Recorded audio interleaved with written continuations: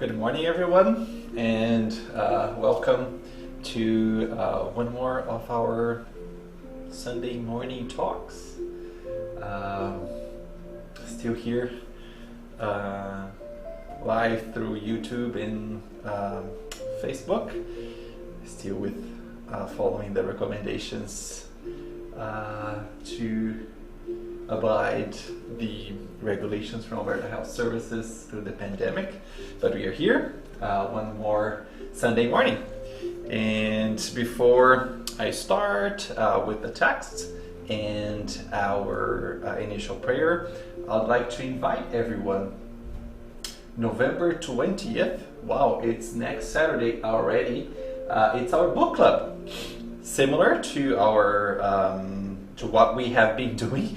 My God, since March last year, we'll have this event online via Zoom, so everybody can participate. And the book that we'll be reflecting and talking about is Ação e Reação, or maybe on the spot here, translation, Action and Reaction, from Chico Xavier by the Spirit André Luis. We have been doing this series from André Luis, and next Saturday we'll be talking about this book.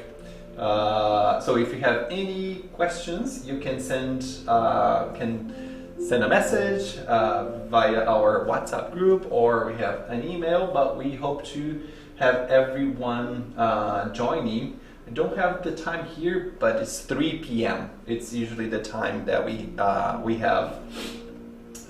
We always do our book club. So next Saturday, Ação e Reação at 3 p.m. So we hope to see everyone there to talk about this amazing book, and as we saw here, that has been touching hearts for decades. All right, so let's start with our text. So today, similar to what I did, I think a year ago, I will be reading text number 40. That's A Time for Trust, from the book The Way, the Truth, and the Life, Francisco Cândido Xavier, by the Spirit Emmanuel. So that will be our harmonization text, and I will always use, as we were talking about confidence and trust, we will do a little bit of one step further in a little bit of more reflections about this text that I will be reading right now. So, A Time for Trust. And if you were not familiar, this series called Living Spring, Emmanuel always bring one paragraph or one part of the gospel, and then Emmanuel does a whole reflection about what does that mean, or how can we use that passage into our individual lives. So the passage is from Luke chapter 8, versicle 25. And he asked them, "Where is your faith?" Super short, but super powerful, and we'll read right now, and we'll do a little bit of more further reflection on that. So the storm had troubled the souls of even the strongest disciples. Disoriented before the fury of the elements, they cry out for Jesus' help. The Master does help them, but then asks, "Where is your faith?" This scene suggests some heavy pondering. Jesus' question clearly points out the need for trust when everything seems dark and lost. In such circumstances, faith will rise to the occasion in its own time. If there is a time for working and resting, for sowing and reaping, trust will also show itself at the appropriate hour. Nobody needs to be optimistic when everything is going well. It is difficult to prove one's friendship in moments of happiness. Of course, disciples should expect opportunities for more struggles, times when they can apply the teachings of the Lord more extensively and intensively.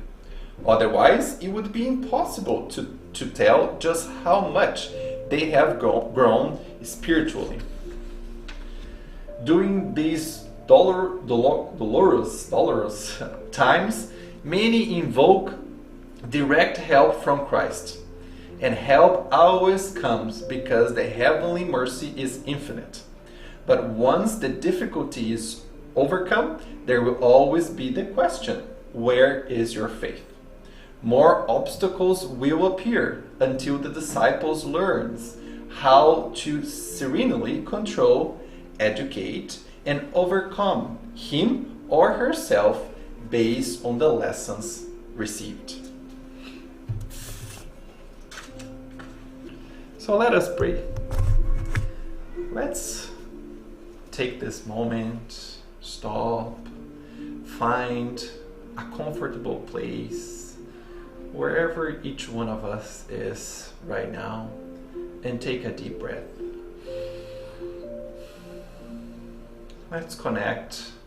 Let's raise our thoughts to our Father God and to our Master Jesus, to our guardian angels, and the entire spiritual team that are always there to help us. And first, let's be grateful. Let's be grateful for one more morning, for one more time that the sun is shining. Let's be grateful for everything that God has given us, all its essence inside of us, just waiting for us to look into it and start using that essence, that love, that justice, and that charity with ourselves and then with our neighbors. Let's be thankful for the entire spiritual team from FSS that has been guiding us throughout this journey in practicing and reflecting and promoting the Spiritism doctrine here in Calgary, in Alberta, and in Canada, and be one more point of light in the city. This point of light, the second home of love that so many of us find the consoling and the comfort from this doctrine. Let's pray that we have one more blessed meeting, one more talk where every one of us can find a word, sentence, a part, or something that can help navigate our journey here as incarnated spirits on this earth. So be it. All right.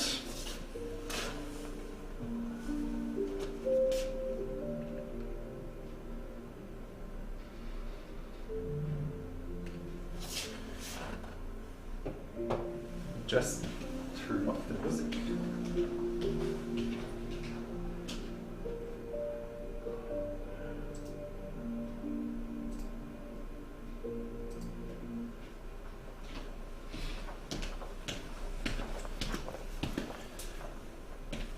Okay, so today is talking about trust, talking about confidence, and the question is, how have I, and have all of us been exercising our own confidence? Confidence in ourselves, confidence in life, and confidence in God, in the face of so many challenges that each one of us might be facing in this time. And I thought it would be important to bring those reflections again as we continue in this process, as we continue ourselves, as we continue as Earth, as we continue as this planet to to be better and to go and move forward in the planet's progress. And we are still in this time of pandemic where there's a lot of uncertainties. There's still a lot of challenges that each one of us might be facing. And those challenges are different to each one of us. Those challenges, as we saw and we'll see a little bit further, they vary in intensity to each one of us. And each one of us, as we'll also see, have their own, the analogy I will be using, our own boat, right? And each one of us will find our own path. But what is common on this own path is the importance of practicing our confidence. And also the confidence, within this confidence, is important to always remind about the relationship and how close is the relationship between myself and our Father and our Master Jesus. How am I moving closer, step by step, little by little? How am I working on this relationship to make it even closer, to make it even stronger, so I'm even better prepared for the next challenge and the next challenge? And we, at the end, when we can reflect back on the journey here on earth, we can be proud, and we can really realize all our accomplishments. So this talk is based on one reflection made by Arthur Valadares called Times of Trust, or Times for Trust, or Tempo de Confiança. I will bring some passages from the Gospel according to Spiritism, and as mentioned and as Arthur brings some reflections about, because every time we see a little bit of a challenge, there is a little bit of pain. There might be a little bit of pain or suffering. And this book, Divine Justice or Justiça Divina, brings us some good reflections on what is the invitation for us to look. How can we look with a little bit of different eyes when looking into pain and suffering? So today there's a lot of analogies, and there will be, I will use the analogy that I have used, I think, a month ago when we brought the big ocean with the boats, and also with the Divine Justice, a little bit of analogy about the X-ray and how during the challenges, how we can take some X-rays to understand better ourselves. Some initial reflections. So how strong is your, and is our connection with each one of us essence in the face of a challenge? When I'm going through a challenge, how is that connection? And that connection is such a key, such a cornerstone for us to not take advantage, but to be successful and to really learn through that challenge. So what has been your point of view or your opinion of the current challenges compared to the future of the immortal spirit? When I'm seeing right now, here, November 14th, 2021, how am I seeing the challenges that I'm seeing or I'm living right now, and the future of my immortal spirit? Not only the future of Luis, I'm being Luis now, I am Luis now, but what is the future of my immortal spirit? What is that comparison? And have we all remembered to reflect on the knowledge, experience that all of us have already acquired to overcome a current or a future challenge. We've been doing a lot of studies through books, book clubs, through talks, seminars, and there's so many, and nowadays with the internet and the pandemic, there's so much information that we have at our disposal. Are we, as we watch those or we read a book, as we encounter ourselves in that challenge, are we remembering to go back? And like when we're learning a profession or something, we learn something and then we are putting into practice. Are we remembering to go back and see, what does Jesus, what does Jesus tell us? Or what was his experience, or what he did that can help me even if it's to understand better what is going through. And then we are more prepared to take whatever actions we need to take to address and to go through that challenge. So let's dive in. So I want to, as we just read, right, on that text, on the book, The Way, the Truth, and the Life, we have always Emmanuel bring that passage from the Gospel and does the reflection about it. And the passage that we read is, "Where is your faith?" He asked his disciples. So before we go into faith and we go into this passage, I want to bring a little bit of context of when did all this situation and where that question that Jesus posed to the disciples, what was the context? What was the situation? So there was a time where Jesus was with the disciples and they need to go into a boat. And they need to go into a boat to cross, I believe, is a lake, to go from one point unto the other point of that lake. So off they go, the disciples and Jesus, and as they sail through that lake, Jesus fell asleep.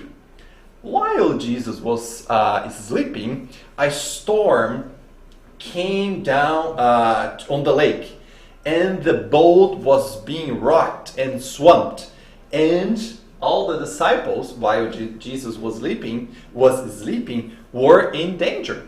The disciples were scary, and they went and woke Jesus. Can you imagine? Like, come on, Jesus, wake up. And they start asking, Master, Master, we are going to drown. So the Master, imagine, with all the virtues that the Master Jesus had already mastered, got up, kind of woke up, and he made the storm and the wind and all the raging waters to calm down.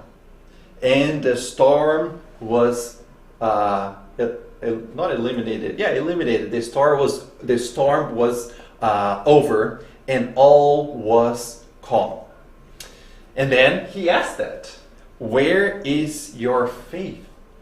He asked the disciples. In fear and amazement that they were, can you imagine all scared that they were? And we can start establishing some parallels how scared we are in the challenges that we go through in our lives. They ask one another, "Who is this? Who is Jesus?" When he commands and even the winds and water obey to him. So I will use and I will explain a little bit more about this analogy of the water and the boat, but I thought that was important to just put a little bit of context, because we all have storms in our lives, right? We can see the pandemic and many other things that the world and each one of us is going through is all individual storms. And all of us have our boat. And all of us, as we go from point A, when we were born, into point B, if we just take into consideration this life, we can compare this with our own lake, right? Going to point A to B, and all the storms that we will go through, and how important and we'll talk a little bit about how important is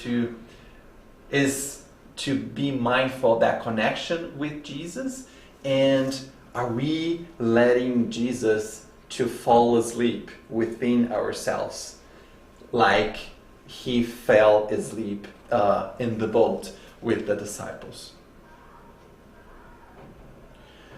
So then Emmanuel, based on this on this passage and in this piece of where is your faith, Emmanuel starts describing and reflecting about it. And he says, the storm had established the disturbance in the state of mind of the strongest disciples. And here, I bolded the state of mind because, and actually I use state of mind, but the translation here on this book, they use, I think they use soul. Let me see here. Yeah, the storm had troubled the souls. And here in Portuguese is the word that they use is ânimo. And I've been talking about ânimo and how important it is for us to be aware of the state of mind, or our ânimo if using Portuguese. And here it's so important when we talk about thoughts, and important about how important is our thoughts in our lives, and how important it is for us to be mindful of what's the state of our souls.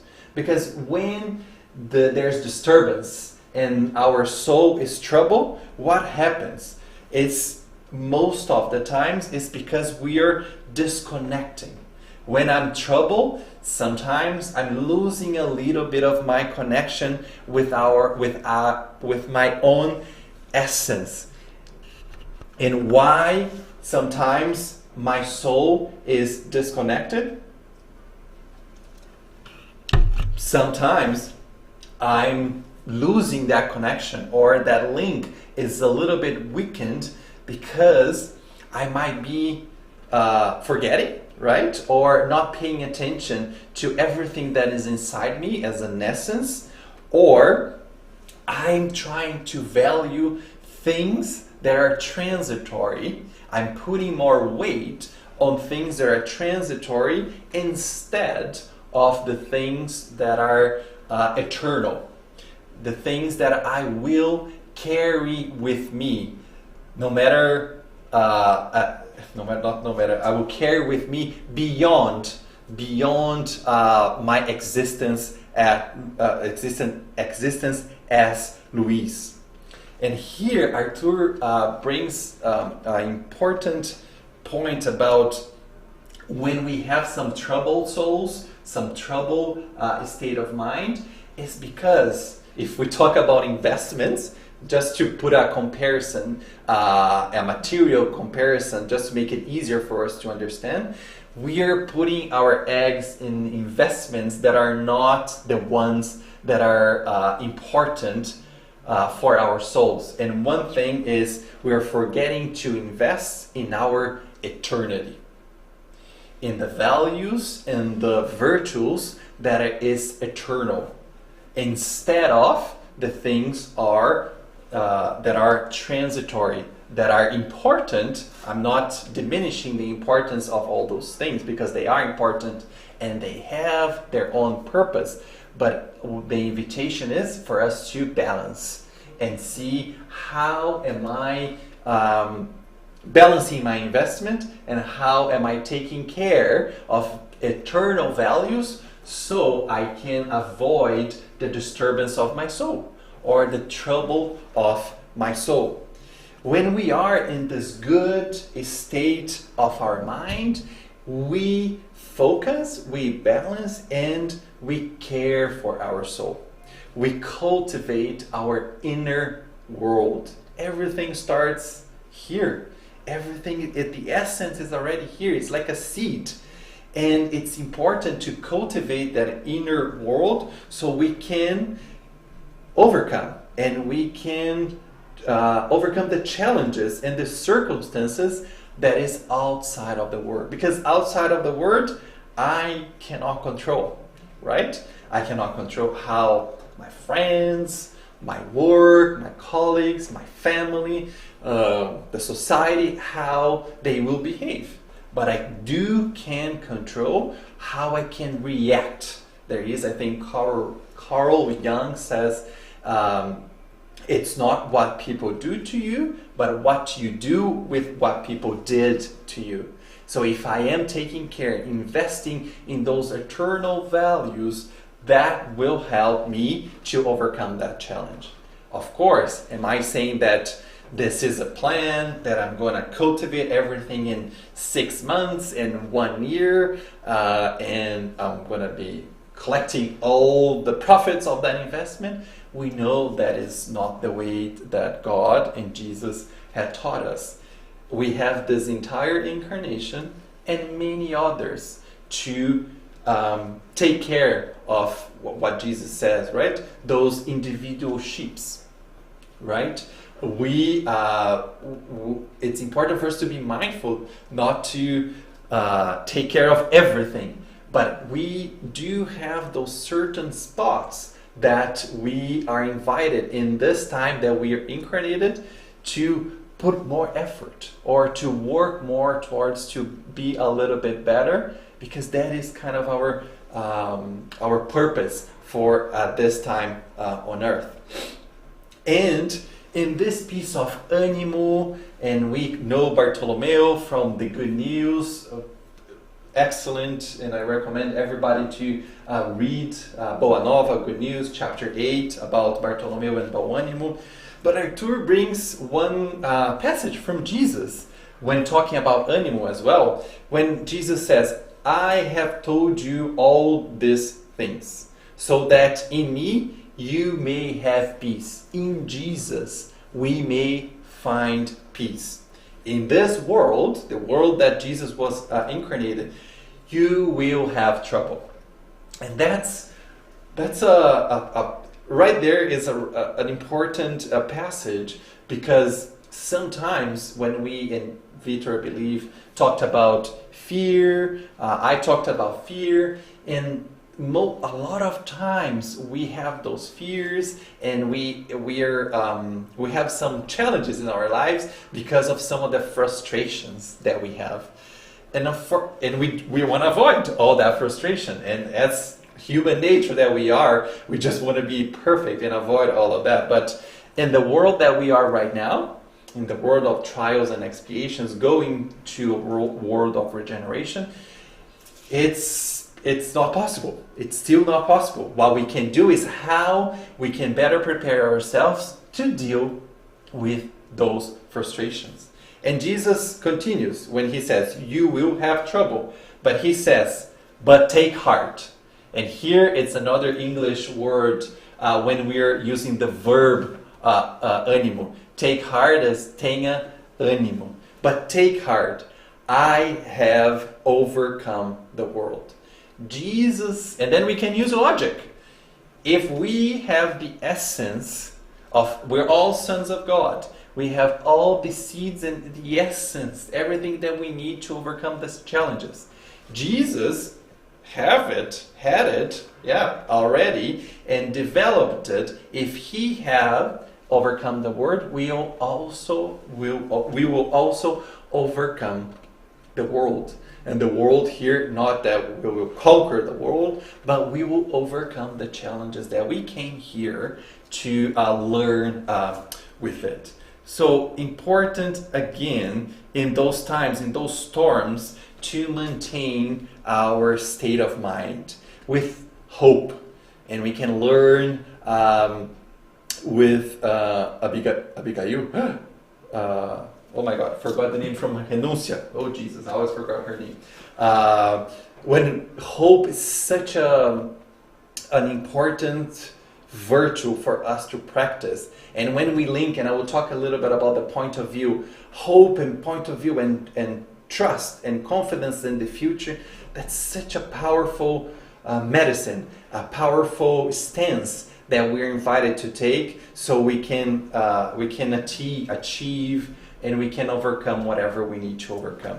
So cultivate this interior life, invest in this eternity.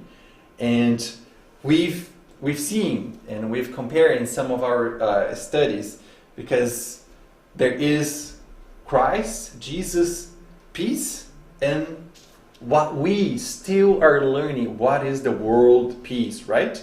The world peace, it's a little bit in the moment. Oh, right now it's calm, but anything that shakes, anything that happens, it's still fragile. It's still oscillating, everything that is happening here on earth.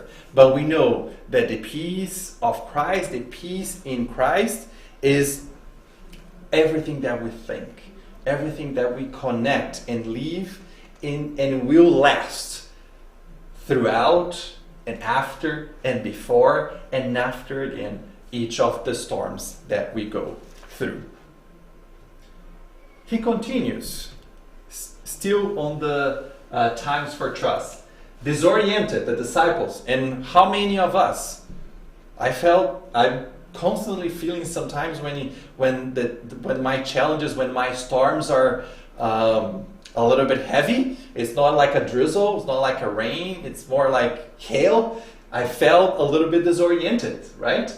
Before the fury of the elements, they cry out to Jesus in loud cries. The master answers them, but asks later, where is your faith?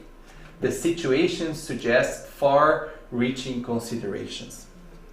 What is this far-reaching considerations? We know that this passage, this 1, 2, 3, 4 words that Jesus uses here really pounded us and make us think, where is my faith? Where is my confidence? Where is my confidence in myself, in God, and in life, and all the challenges that I've coming? And this is just one passage, but there's many other pieces of the gospel. So the gospel, in each passage, an event, a parable, or the entire gospel have this richness of reflection that connect with the moments and the circumstances that we are experiencing right now.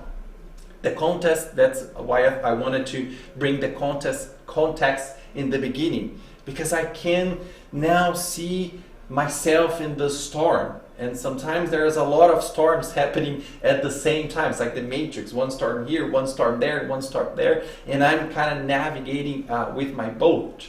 And again, how am I taking advantage? Yeah, advantage. I think that can be the right word. How can I take the advantage of the living world of the gospel, and how can I use that so I can use that to overcome, and I can use that to navigate? Maybe I will come out from that storm. I might not go through with all with all the glory, or that I did everything right, but I will learn, right? And I will take advantage of that information from Jesus as kind of a manual, a go-to book for me to really use the moral teachings in any circumstances in my life, in each one of us life. Arthur mentions that the gospel, it has an imperishable message. It's more than 2,000 years old, and still when we read, it seems that Jesus and everything, it's happening right now. It seems that it's so up to date. We are living the same thing that happened a while ago. And what about the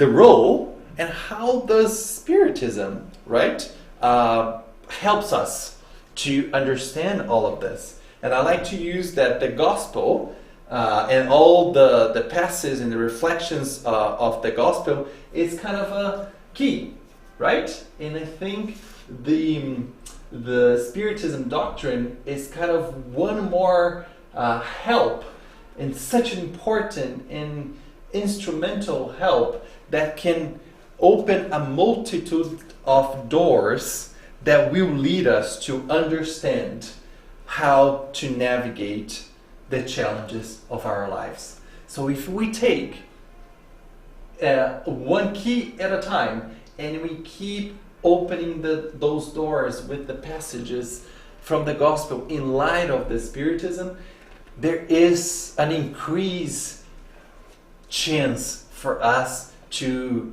navigate the storm and the challenges that we are facing. And continue with the times for trust. Jesus' questioning clearly indicates the need to maintain the confidence and trust when everything seems obscure and lost. In such circumstances, the occasion of faith arises in the time that is proper to it. And here there's a time for everything. And that Arthur makes this reflection, and he brings one passage from the Old Testament, from Ecclesiastes, where Ecclesiastes mentioned about there's a time for everything. There's a season for a season for every activity under the heavens. A time to be born and a time to die. A time to plant and a time to uproot. A time to weep and a time to laugh. A time to mourn and a time to dance. A time to embrace and a time to refrain from embracing. And I want to end with a time to embrace or hug and a time to refrain from embracing. Look at what we, now a little bit less, but with the pandemic, with physical distance, there is a time that we hug, we connect, but in the circumstances that we were and are in some places right now, there is a time to refrain from that, to take care and to protect ourselves. So there is a time for everything, and there is a time to develop that faith, to develop that trust. And now it's my insight here, all those challenges that we face and storms, they will have ups and downs purposefully, so we can practice the times that I have to develop more, and then I master one level, and then I can go up a bit in another level, and then I can go a little bit up. Sometimes I might think that I went down one step down, but I will kind of keep going, and there is this possibility that the divine mercy from God will always be there for us, and will always provide that time for us to practice. And it's the characteristic of this material life that we experience. It's on purpose, or I like to say it's kind of by design by God, so we can learn and we can grow, and we can even bring some of the laws of law of work and law of merit, because if everything was just go there and live the dream, what is the merit in each one of us to conquer each one of those virtues? And this is a characteristic of myself, Luis, and each one of us, and also the characteristic of the society. It's everything intertwined for our own progress. And here again, it's our picture of the boat and in the lake.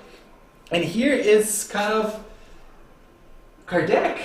When we look at this boat and we look at how the waters are agitated, right? And here's kind of, it kind of sends the message of a storm going on, like the one that disciples went through with Jesus. And all this water here is what Kardec uses extensively in every single book. Every of the 5 books is those waves, and the agitated water is all the vicissitudes. It's all the challenges that we as incarnated beings, the oscillations and the changes in circumstances in our life that have a purpose. What is that purpose? Is to provide the Spirit an opportunity to develop certain values, certain virtues, and learnings, right? And it's important for us to be conscious of that, because we are the ones, Luis, in each one of us. There's no one else I have the accountability to take advantage of all the waves and all the vicissitudes, so I can extract, so I can learn from each one of those challenges, and I can grow, right? So that's the waves. But what about the boat, right? The boat is our vehicle, right? It's here, it's me, it's Luis, it's the body, right? It's the body that each one of us takes in the waves and the ocean of life. And every one of us, when we go into that lake, we have an aim, right? We have a goal that is our moral improvement. Every one of us, we are in one point, and this first point A, let's call, is different from each one of us. And everyone will go to another point B, like the disciples. And that point B is different to each one of us. But the boats, they're all there. Are the boats the same? No, the boats might vary, right? And each one has the boat that is required. Not more, not less, to navigate, right? And I remember when I talked a little bit last week, there is the wind, right? The wind is, along with the waters, is what will kind of create some turbulence. And there is the power of our will to be the guide, along with Jesus, our advisor, to direct that boat to get to that point B that is different from each one of us. And with that will, together with Jesus, our advisor, we sometimes might hit some rocks. That's normal. That's part of the learning process. But as we exercise, we might hit one rock here, and then we learn, and then we see a similar rock with our wheel, and Jesus, we can maybe deviate and go around that next rock. And there will be so many other rocks that we might encounter in our journey. Another reflection that I always like to bring is some trap that we might find ourselves is when we, in the ocean of life, we look at so many billions of different boats, and we start comparing my boat with my neighbor's boat and say, oh, that's unfair. My boat doesn't have X or Y or that little thing or the other thing that my neighbor has. And then I forget of taking the direction and navigate with my boat and working and maybe building some extra pieces according to my strengths in improving my boat, and I just spend my time and my effort just looking at the neighbor's boat. And sometimes, because of that, I might hit a little bit of rock and throughout the journey. And I want to bring, for the last one is the symbol of Jesus is sleeping. So symbolically, sometimes, as I mentioned before, we are distracted, right? There's so many noise and so many things happening, and we neglect or we don't pay attention to some of the noble values of life, and we let Jesus sleep a little bit inside of us. So we forget sometimes of the commitments that we made in our transformation here in our life. So it's important. I think about, am I aware? What are the challenges or experience that I'm having? Is Jesus a little bit sleeping, or is Jesus a little bit dormant inside of me? How can I educate myself and wake up and establish a close relationship with Jesus and the divine laws, so I can revive that Christ in me, and I can use all the essence so I can take my boat to the point I need to. If there is an opportunity for work and rest, and here is continue that there is a time for everything. If there is an opportunity for work and rest, planting and harvesting, confidence will also be revealed at the right time. Sometimes you're anxious, right? Where's my conscience? Conscience, wake up. I need confidence, tomorrow, right now. But there is a process. And it's important for us to acknowledge that process. Nobody will exercise optimism when all situations come together for well-being. It's common, right? When everything goes smoothly, I just navigated here. We don't think about what I've done that was so successful, right? It's more when there's a little bit of fear or a little bit of more pain that we will reflect back and see what caused that, or what can I do to avoid in the future. It is difficult to show friendship in happy moments. It's always a cycle, right? The life is marked by a cycle of storms, a cycle of events, a cycle of age. It's all part of the wisdom of God that gave us this opportunity to grow. And in order to grow, I like to bring this flashlight or lantern. That is, every time when we are in that storm, that challenge, it felt dark, right? It felt a little bit dark. So it's important for us to bring our flashlight so we can illuminate, so we can bring light where there is dark. What is that flashlight? What is that device or that thing? Is to apply everything what I mentioned. Apply those learnings, those teachings, reading, lectures, studies, whatever works for any of us. So we use all that knowledge. So I'm going through some stuff right now. How can I bring the text that I read, the talk that I saw from so many blessed brothers and sisters in this world talking about Jesus' teachings, illuminating or explaining better or removing assumptions or making more digestible or more current for us to understand. That is that importance of flashlight. So we can use that to illuminate and make our life and our progress a little bit easier. And in that spirit of cycles, we have nature, right? In nature, we are kind of right now in this fall, transitioning to winter. And this fall, we start to become a little bit more introspective. It's a little bit cold outside. We don't go outside that much. So we use that to more of a reflection. And then comes winter, it's -40. Then it's even more that inner reflection, that time that we pause and we start trying to apply the knowledges, apply everything we read, apply with other experience that we had, and how can we use that.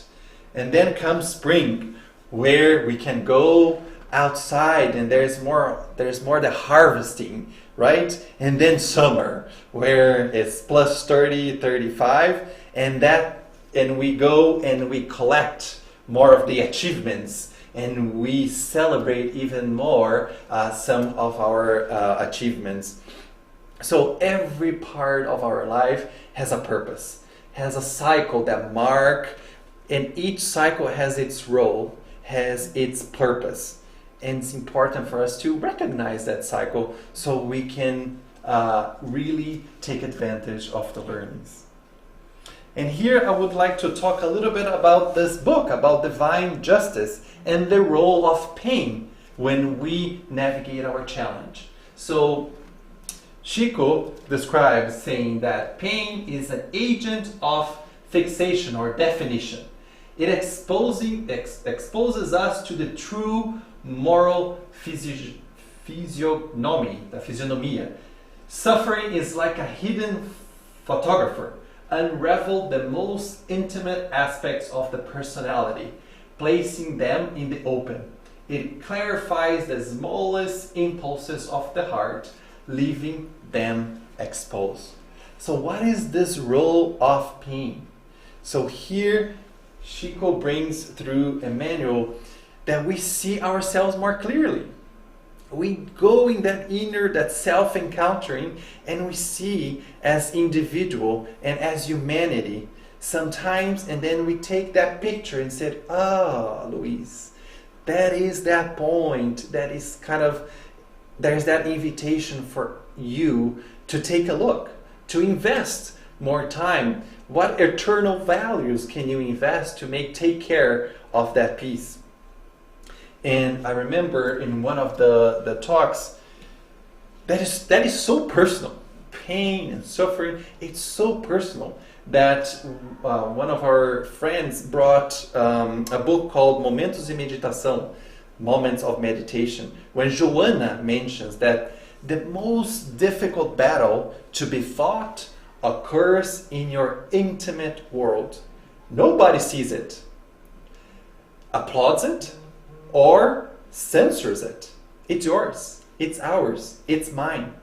Victory or defeat will belong to you in silence. No outside help can contribute to success, or any situation will lead to failure. It's up to us to search for that outside help in terms of the gospel, in terms of a fraternal conversation, but it's that inner battle. It's all of us. It's all us to take a look, take courage, take that step forward to work on it. And he continues, with this X-ray. In this X-ray, as a result of this X-ray, each problem that we are looking for is similar to that analysis that we do with the X-ray. Certain areas of our being, when we do that analysis, certain areas need to be a little bit more balanced. Some things need to be a little bit more work. Some things are really good. We need to solidify. Some things need a little bit more improvement. Something needs a little bit of less improvement. And here on that X-ray, it works both between us and the society. Look at what is happening with society in the pandemic. When we start reassessing the values as a collective, right?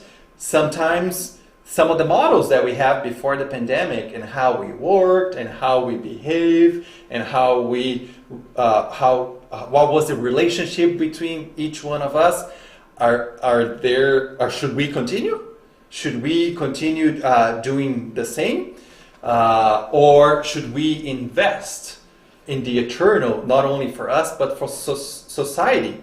Should we still continue into the indifference between each other in the materialism, or should we make more clear the efforts in each one of us to work with solidarity, to work more harmonized with the divine laws, to work more towards fraternity, or to work more towards charity, right? How can we make a more harmonized being as myself and also as a society? And going to the end, because I'm a little bit late, naturally, the disciples awaits for greater battles and who will need to apply the Lord's teachings more extensively and intensively. Without this, it would be impossible to measure values. Yeah, sometimes we will face tornadoes, twisters. Sometimes it will be just a drizzle. Sometimes it will be just a rain. So each moment of struggle or challenge may challenge us more and will provide us with greater chances of improvement. Look at what happened with society and other pandemics. We improved, even though sometimes we think we didn't, but we sure did. And here is it has become one of my favorite points or my favorite passages that really helps me put in perspective what I'm doing right now in comparison to the future. That is the point of view. Chapter 2 from the Gospel according to Spiritism, item number 5. The clear and precise idea which can be formed of a future life provides an unshakable faith in what is to come. This faith plays enormous consequences upon the moralization of man because it completely changes the point of view as to how life on earth is regarded. Sometimes the storm is heavy, it's dark right now, but the invitation for us to take a look beyond that cloud, beyond that storm, and beyond that challenge. And it continues saying, the vicissitudes and tribulations of this life become nothing more than incidents which can be supported with patience. Patience, what a virtue. When I did a lecture about patience is sometimes, I think it's one of the virtues that is every second, not every minute, maybe it's every millisecond that we have an opportunity to practice patience, which can be supported with patience as they are known to be short duration and will be followed by a more amenable state. So seeing a broader horizon of the future. Look at how Spiritism helps us to see beyond that storm, beyond that present, so it can soften us and we can focus our efforts right now, because we can only act right now, but have confidence and faith in the future. And along with that, I want to bring another piece about the chapter 5, where evil and its remedy, where the Spirit Saint Agustin asks, what remedy can be prescribed for those attacked by cruel obsessions or mortifying evils? Or you can even change here, what remedy for us to go through our storms, our challenges? There is but one infallible way, through faith, which is the appeal to heaven. If at the moment of highest roughness in your suffering you intone hymns to the Lord, then the angels at your bedside will show you the sign of salvation and the place which you will one day occupy. Faith is the only sure remedy for suffering. It will always show the infinite horizons before which the few cloudy days of the present will vanish. Oh, what a beautiful invitation for us to watch and pray, to connect with our guardian angels. Look at this beautiful law of love and divine mercy that this angel, this spiritual, this mentor have with us to help us in our storms. And I'm just going to jump here a little bit, and I want to finish with a passage from Paul of Tarsus in a letter of Paul to the Romans, when he says, through whom we have gained access by faith into this grace in which we now stand firm, and we boast in the hope of the glory of God. Not only so, but we also glory in our sufferings, because we know that suffering produces patience, and patience, character, and character, hope. And hope does not put us to shame, because God's love has been poured out into our hearts through the Holy Spirit, who has been given to us. And based on this kind of passage, I myself created kind of this cycle, right? So we stand firm through those challenges, through those storms, hail, twister, whatever each one of us, as we stand firm, we practice our patience. As we practice our patience, we gain experience, we gain character, we grow. And there's a say here in North America, we create thick skin, right? And then as we create thick skin, we have more hope. Because there will be other situations, there will be other challenges. And this virtual cycle really empowers us seeing those challenges a little bit different, and how those challenges create learnings, and how those learnings help us to be better. And one ad that it's my personal ad, is adding the perseverance. Because sometimes we might stop in just standing firm, and we barely stand firm, and then we break the cycle. And we have another opportunity to stand firm, and then be a little bit more patient and gain a little bit more experience. And that perseverance, because sometimes we have one chance, two chances, 3, 4. How many chances are required for us to learn? Because sometimes we will need more than 1, more than 2, more than 3. And the invitation is for us not to be discouraged as we go through this cycle that Paul eloquently shown us. Even if we don't complete the entire cycle the first time, we have opportunities to complete the next time. That's it. Oh my God, talked a lot. Let's see if there's any. Alcione. Oh Jesus, I said Abigail. Thank you, Sonia. Yeah, I'm so bad with names nowadays. All right. That's it. Hopefully I was able to bring some light into the importance of confidence. So I'll turn some music, and then I will do our final prayer. Oh, Victor is on the spot there.